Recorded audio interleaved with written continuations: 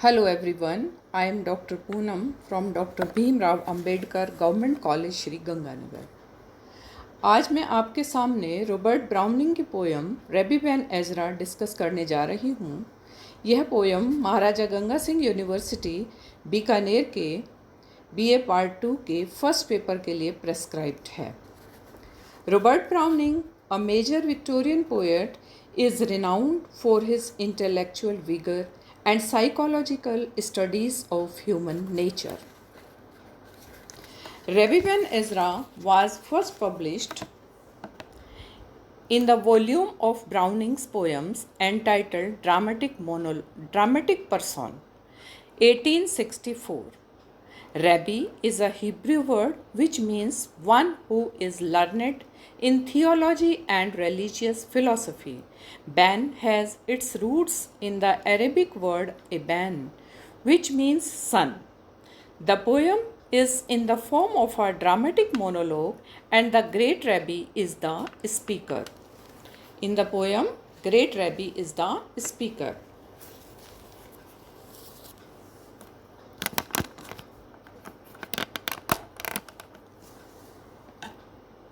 The poet says, "Grow old along with me, the best is yet to be, the last of life for which the first was made.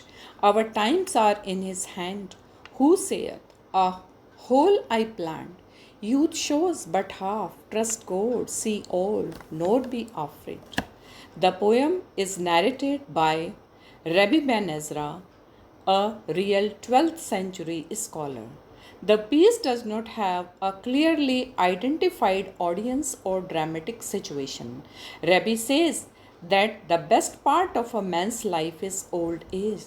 The prospect of approaching old age should not terrify youth, for youth and old age are wisely planned by God. Youth is but a preparation for this last and the best period of life, old age. Last of life, for which the first was made. Youth is undoubtedly the period of high hopes and daring aspirations.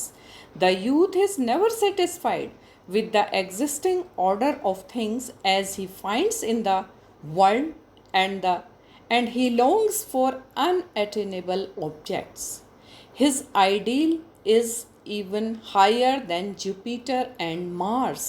He longs to have some figured flame which blends and transcends them all. The poet is not at all critical about the hopes and fears of youth, annulling youth's brief years. He has sympathy and admiration for the impossible yearnings and admirations of youth.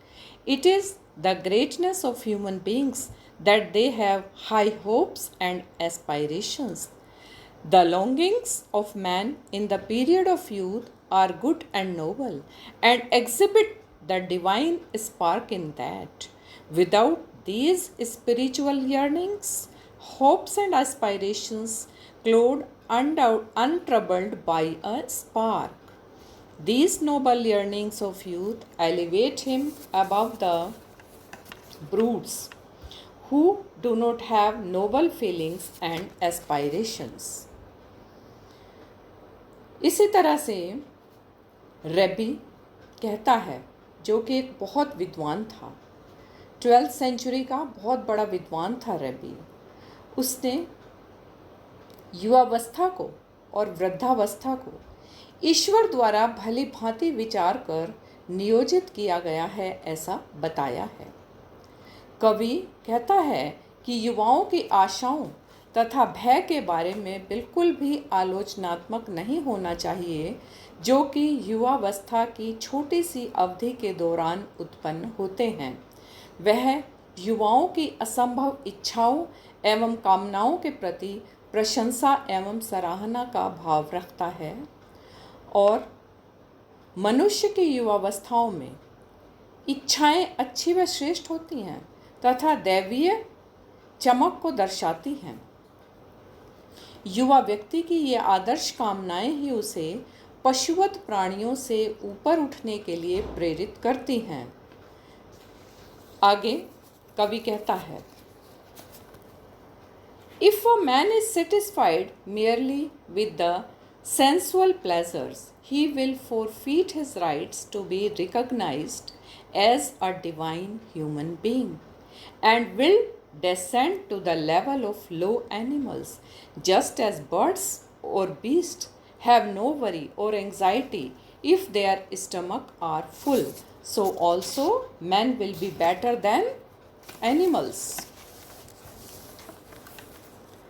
If he feels self satisfied, if his hunger is appeased, but man is not an animal, like other brute creations of God.